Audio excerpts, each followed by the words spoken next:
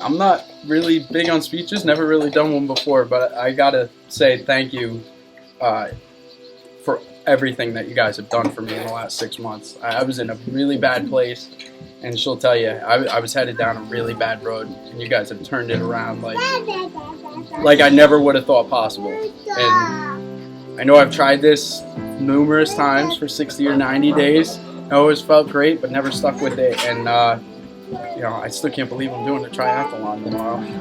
But you guys have definitely all saved my life, and I really appreciate everything you guys are doing. And this is just the icing on the cake. So, on the kale, baby. There you go. On the kale. Way to go, So, the worms. I just want to say thank you. So, cheers. Raise your corn. Raise your corn, Brody. Where's the corn? Raise your corn.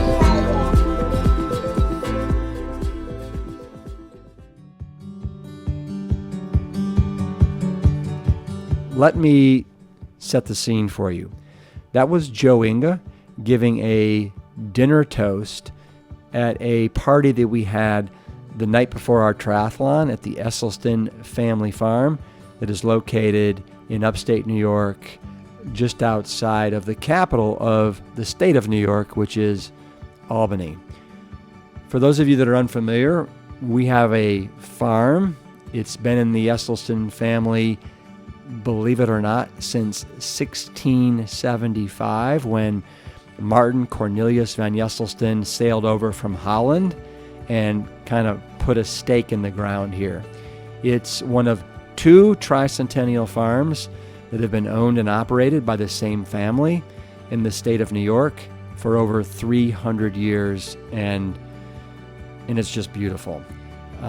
When my dad was growing up here, it was a working farm with black Angus and dairy cows. How incredible is that? Now it grows a number of different crops. We grow barley and rye and oats, and it's also the vacation home for our extended family, and where I take my wife and kids each summer to escape the unbearable Texas heat and to unplug and unwind. Now, I want you to kind of get a feel for the farm. It's about a little shy of 500 acres, and central to the property is a location called Tank House Hill, and you'll be hearing it mentioned several times during the podcast. And it's about 150 feet higher than any other point of the property, and it once held the water tank that fed all the houses and barns of the property. And from the top, you can literally see for miles in every direction, including the Catskill Mountains. And on a nice, crisp, clear evening, you can actually see Rip Van Winkle lying on top of the Catskill Mountains. And for those of you that are unfamiliar, this is the area where Washington Irving wrote about the legend of Sleepy Hollow and Rip Van Winkle. So it's a super special place, and so special, in fact, that it's where my wife and I were married in 2006. Now, as a little aside, I got my name Rip because my parents were staying at my dad's parents here at the farm in 1963 for a little skiing vacation they were going to go on. And I actually was born almost a month and a half premature, and they couldn't figure out what to call me. And my grandfather founded a clinic in the area called the Rip Van Winkle Clinic. And of course, because of Washington Irving, everything in this area was the Rip Van Winkle Inn, the Rip Van Winkle Restaurant, the Rip Van Winkle Bridge.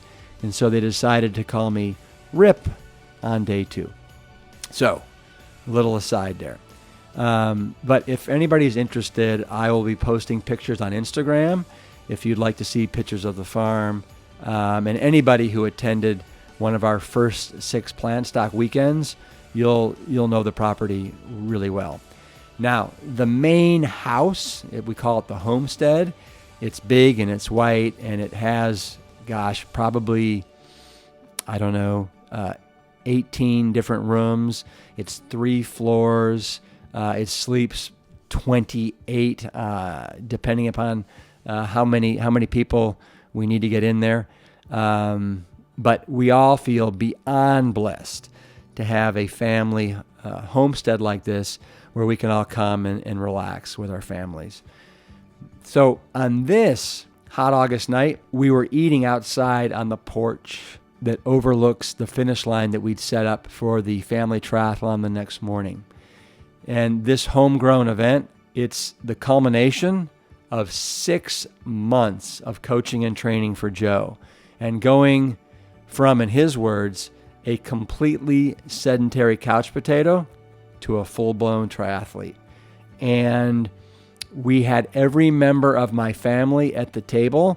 We had my mother, Ann, my father, that we call Essie, my sister, Jane, and her husband. We had my 2 brothers, Ted and Zeb, and their spouses and their kids, a gaggle of nieces and nephews, and of course, we had Joe, Inga, and his family, his wife, and his 2 young kids. And I want you to know that as I was watching Joe giving his toast, I started welling up inside with pride, thinking about how far this man has come over the last half a year. And you'll be hearing about it. And you'll also see pictures of his transformation shortly. They're super impressive. Now, after dinner, and as everybody was kind of mulling around, I pulled Joe into my father's office for one final conversation before the race in the morning. If you guys remember, when I met Joe back in February, he said that alongside Engine 2, one of his big inspirations to start eating a whole food plant-based diet was the movie Forks Over Knives.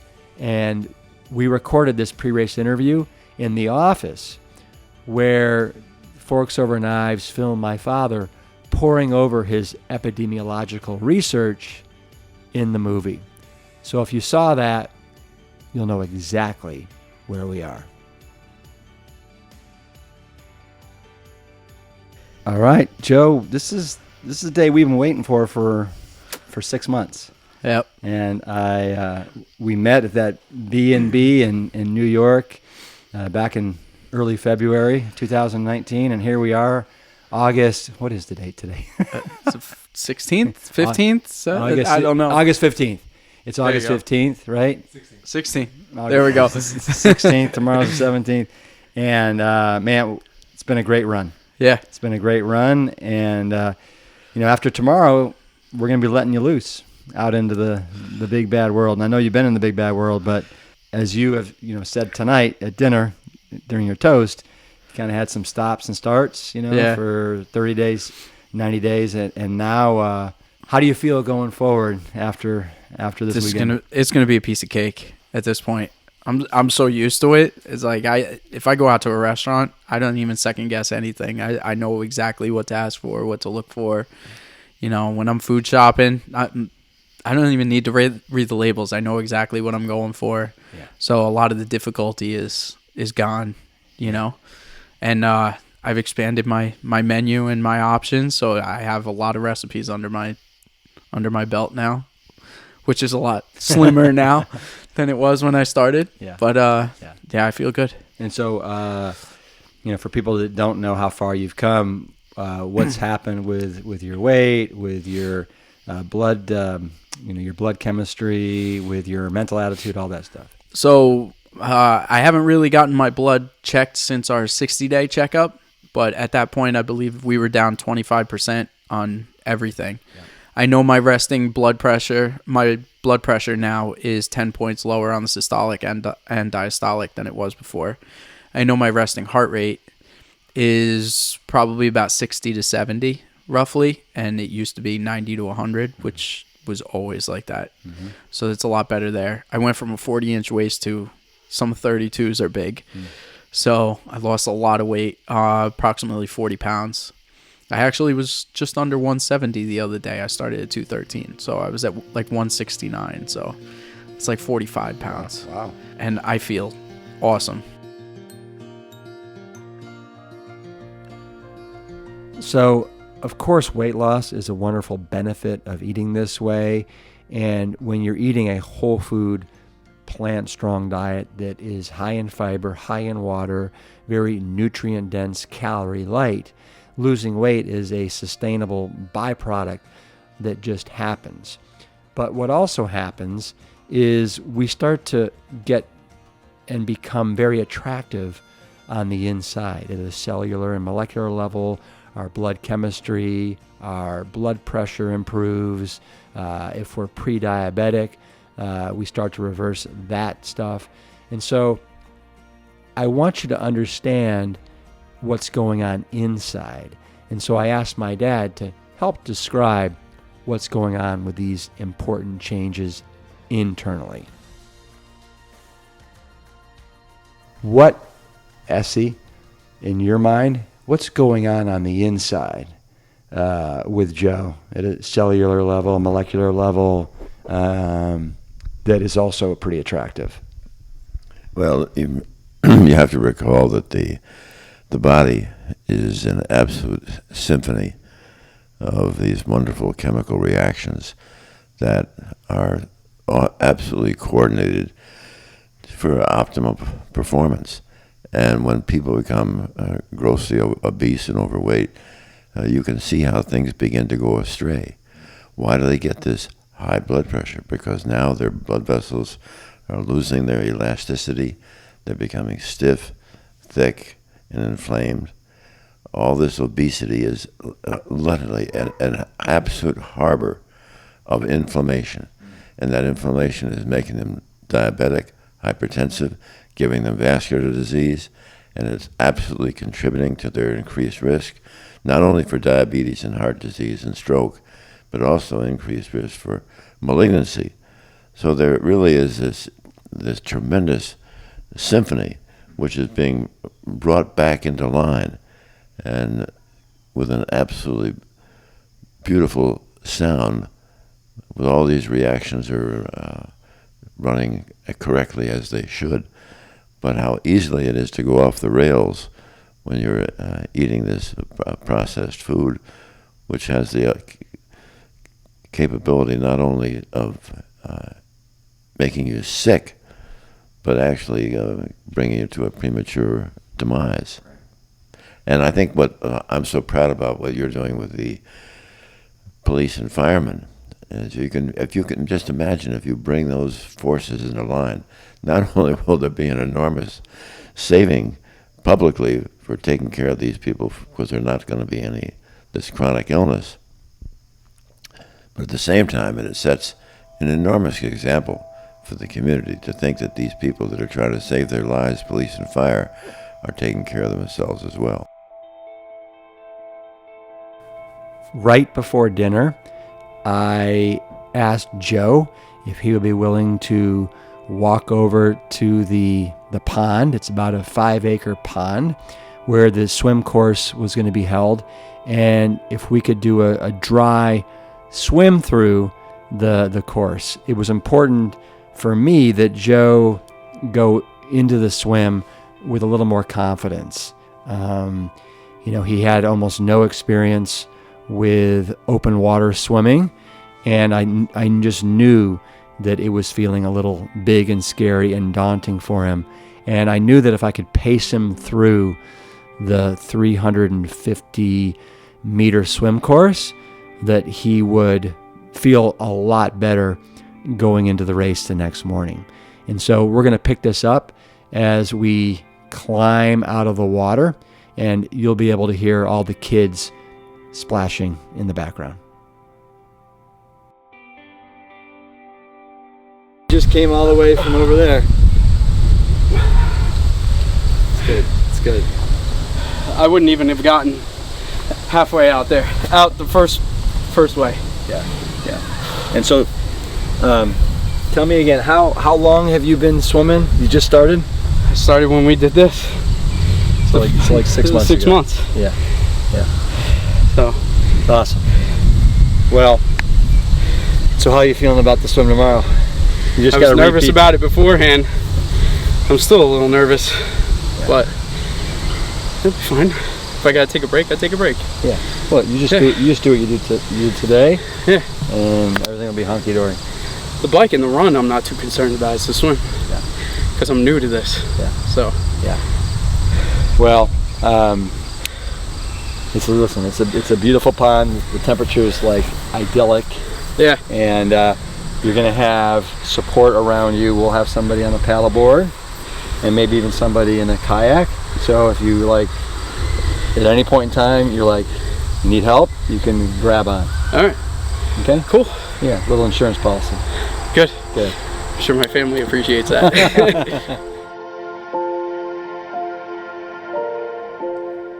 After doing a little dry run of the swim course, Joe was on a roll, and so I decided to take him on a test drive, a test bike of the bike course.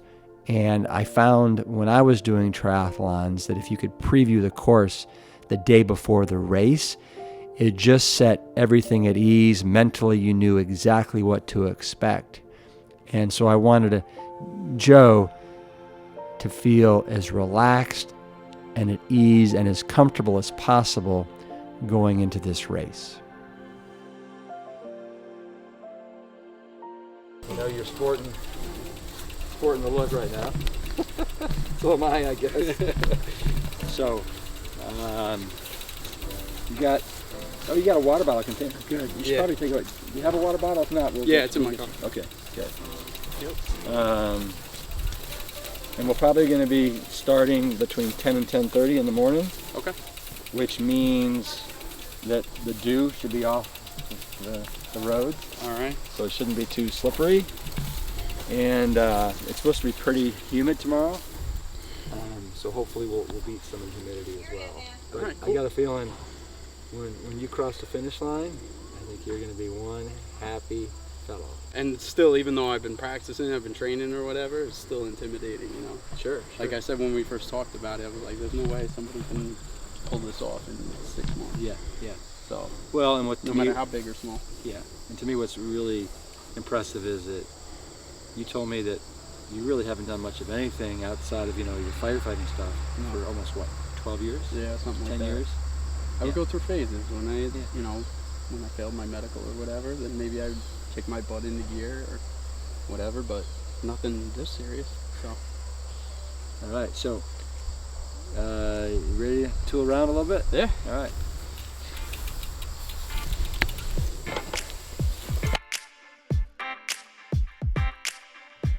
It's been more than rewarding each week to watch Joe's progress and to coach him through this transition over the last half year. Coaching is something that we believe in at Engine 2. Our team works day in and day out to coach hundreds of people on their personal improvement plans utilizing our Rescue 10X program. 10X is for people who want support and accountability for 10 consecutive weeks of completing the 7-day rescue challenges. Each tribe is special. There are weekly video conference calls, workbook activities to do at home that allow you to overhaul your habits, and an arsenal of support tools to help you adopt the Plant Strong lifestyle. For more information, visit engine2.com and click on resources to learn more. And please use the code PLANTSTRONG for $50 off your registration fee.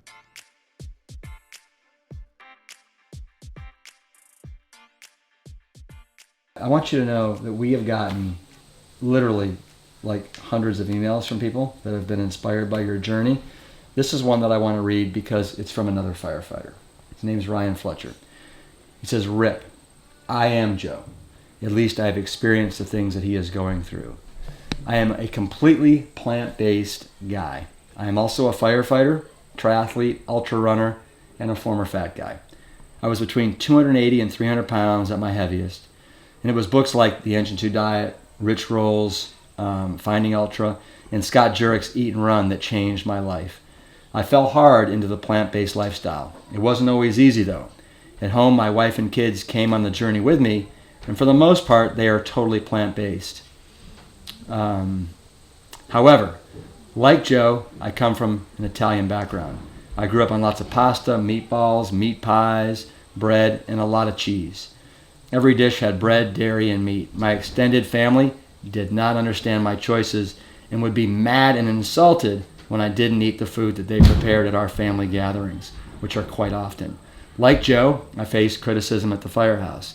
The kitchen is the primary gathering spot in the firehouse. Everyone cooks and eats together. It is where we discuss what is for training that day, discuss calls, and catch up on family happenings. It's the place that brings the crew together. When you don't eat what the guys cook and you bring your own food, you are making yourself an outsider. Some of the guys would try and pressure me into eating what they made. I faced outright hostility from some of the guys, and the jokes were endless and hard.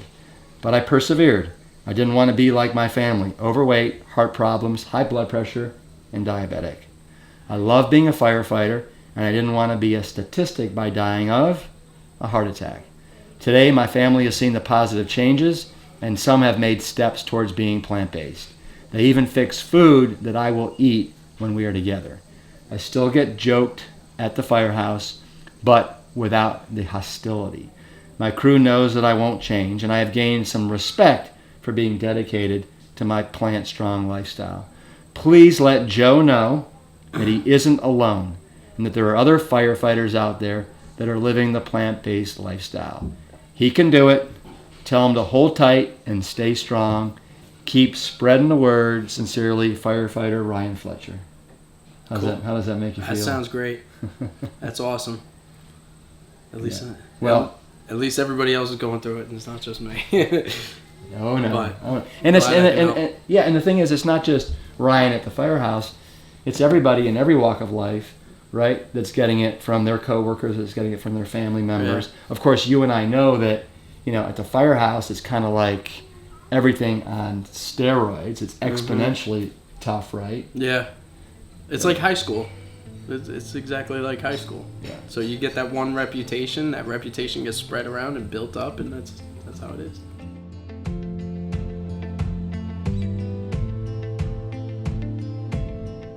We just called your dad to say hi. Yeah. And he mentioned something about your mental attitude. Yeah, my dad actually said when we went to visit them a couple of weeks ago that it was unbearable to even try and talk to me. I was so grumpy, I was nasty, I was always tired and groggy, and now I'm like in a better place. I'm in a good mood all the time. I'm feeling good. I got more energy. Mm-hmm. When somebody asks me if I want to do something, I get up and do it instead of creating excuses all the time, and doing good. Yeah, that's good. So tomorrow we got the triathlon. Yeah.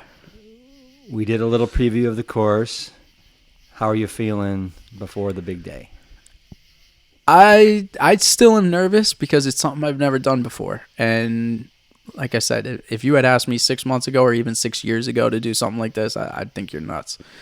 But, I'm doing it. I'm a little nervous about the swim because that's been a little bit difficult to train for because we only have access to the pool. But I got through it today. So, it's just going to be a matter of just pacing myself. It's going to be a mental game is what it's going to be. And what about the swim was difficult for you, as opposed to being in a pool, for example? I feel like in the pool, even obviously, I've never swam really before, all of this. So I feel like in a pool, once you get to the other end, I tend to grab a hold of the wall. I don't know how to not grab a hold of the wall. But when you're in open water and you know that the water is not 5 feet deep or 6 feet deep and there's nothing to grab a hold of, it's a little panicky, I guess. I noticed when we were doing that practice loop and we go around the raft that you really became good friends with that raft. Yeah. Yeah. It like I said, open water is a lot different. But, the key thing is that I got to, and I know I'm going to run into it tomorrow because I've done it every time I've tried, is try and keep up with somebody else. And I just got to set my own pace and just do my own race. Yeah. I'm not winning any medals. I'm here to prove that, this works and that I've come this far. So for everybody that's listening, it's going to be a 300-meter swim in a 5-acre pond. Then we're going to jump on our bikes and we're going to do about a 2.5 to 3 mile mountain bike over, hill and dale. It's very kind of rolling. It was tougher than I was expecting when we went out on it earlier. So. Yeah. And then we're going to park the bikes, and then we're going to jump into our running shoes, and then we're going to run about 1.5 miles, and it is very hilly, and then that'll be it. And my prediction is you'll do this in somewhere between an hour to an hour 15. I'd say that's pretty accurate. That's what I'm aiming for. So yeah, and it's going to be a beautiful day. It'll be a little humid, so we got to make sure we're hydrated. Yeah, I don't want you cramping up, right? But yeah, I mean, so I want you to get a good night's sleep. Don't let that 2-year-old keep you up. No, I think my wife will take care of that. Or the 5-year-old. And man, we're it's a big, glorious, wonderful celebration of everything that you have achieved. And here's to you. Congrats. Thank you very much.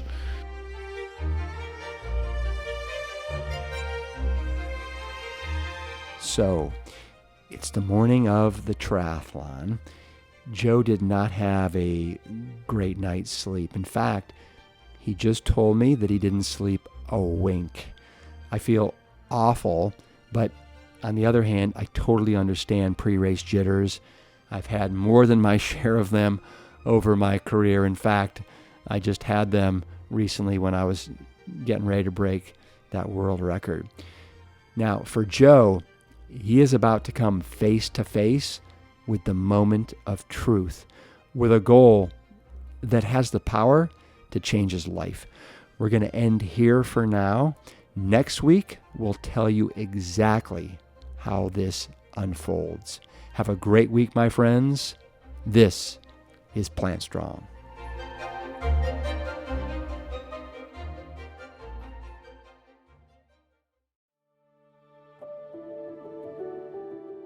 This episode was brought in part to you by the Nutrimilk.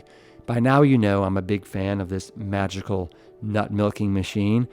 What Joe doesn't know is that we have one waiting for him at the finish line.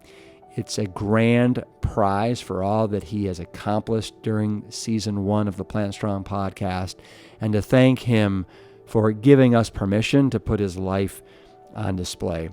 We hope that he enjoys making all sorts of plant milks, veggie broths, and nut butters at home to not only share with his family, but to also share with the guys at the firehouse, where he continues to set an amazing example. This blender is best in class in being easy and efficient, and I can't recommend it enough. Visit thenutrimilk.com and pick up one for your household. Save $50 and enjoy free shipping with the code PLANTSTRONG.